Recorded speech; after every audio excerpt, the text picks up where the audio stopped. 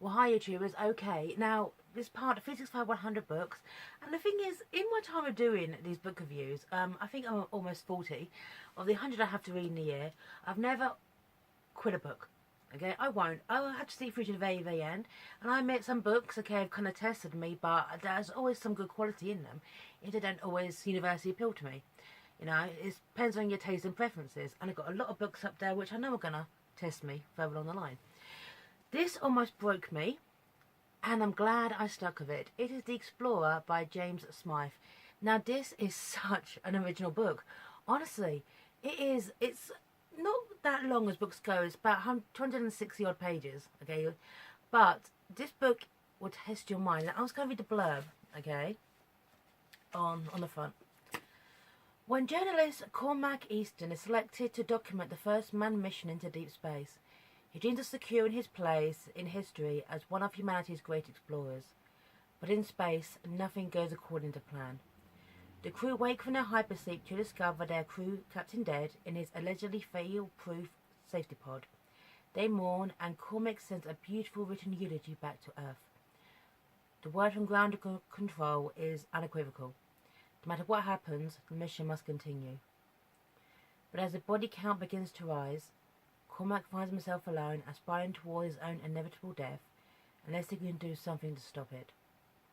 Yeah. This book is about the human condition and isolation, and it's... humans, we are social creatures, okay? We can't help it. Even if sometimes we like to be alone, okay? Which we do. Even introverts do also desire company at times. Imagine being, just put down, in deep space. You're heading towards your certain death, and you're the only person there. And all you have is, you have enough food and water to last. You have to keep maintaining the ship. But all you really have, okay, is the dead bodies of your crewmates. And that's it. Now, this book is just so... One thing I like about James Smythe as a writer is that he throws himself straight into it. His writing is quite detached because you get the feeling of detachment throughout it. It's unemotional, it's intense, and here's a line, this is from page 19, because this book throws you straight into the action, and then uses the flashes back to find out what happened, okay? I thought of killing myself, but something stops me. Just think, it says. You go further than anyone else has ever been. You go deeper into space than anyone else has ever seen. You'll make history. But no one will ever know, I replied, and if something doesn't say anything back to me. It sits there in the dark.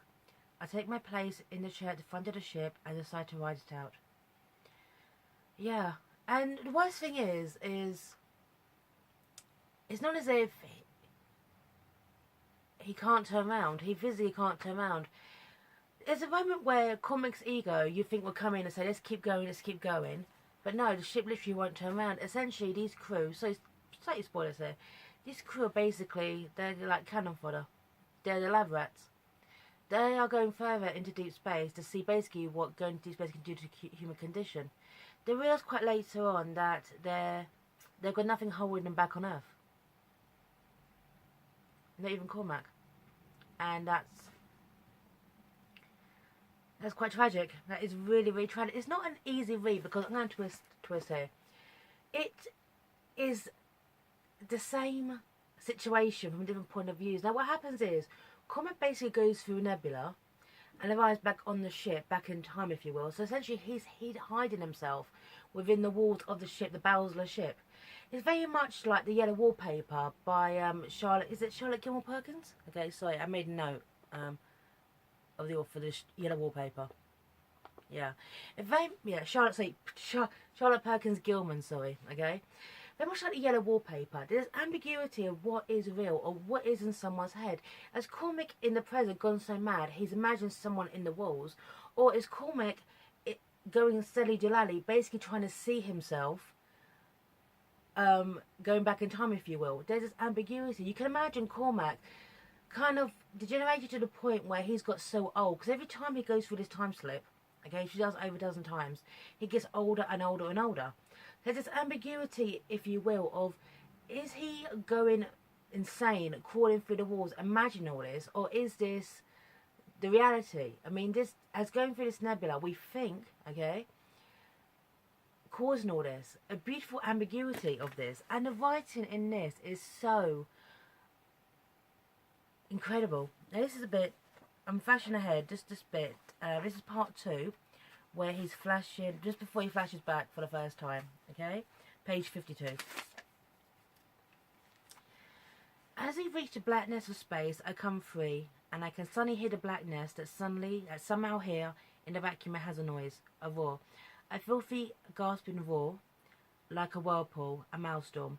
But I'm spinning out of the space, say out of the ship, and out of myself, and out here in the deepest part of space the man has ever been. Feels like somebody is holding me, telling me that it will be alright, as I take one last breath of air, of actual air, the last one left on the ship, and I swallow it down and let it wash all over me, knowing that it will be the one I take as I die. And I regret this, because maybe I give up too soon, and Elena wouldn't be proud of me, giving up like this, because she always told me that I was a strong one. I see the blackness worse than space, worse than anything black, and it swallows me whole. Yeah. Beautiful, beautiful writing here. I absolutely love it. It's interesting his interaction as well with the crew, because obviously, okay, they're all seen from his perspective. And the way he describes them is quite tragic too, because we never really get a chance to know them. This is from his point of view of a man steadily going insane, if you will. Now, this is further on to the end of the book. I absolutely love this. This is the start of like the third cycle, if you will.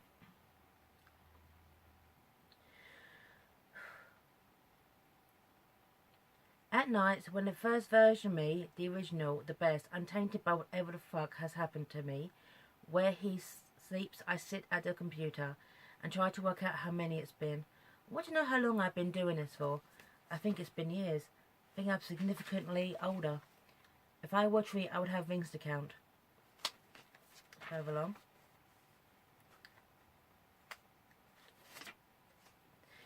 How long to see a hairline that recedes by a full teeth? Sorry. How long to see a hairline that recedes by a full centimetre at the peak, to reach behind and feel what may be the start of a fried patch, to see your skin yellow under the weight loss, to see your ribs jump forth. Probably close to 100 times I've done this, gone back to the start and see how far I can get. But then, sometimes I think I've gone insane. That's a number, that is a vast understatement. Maybe an overstatement, I can't tell.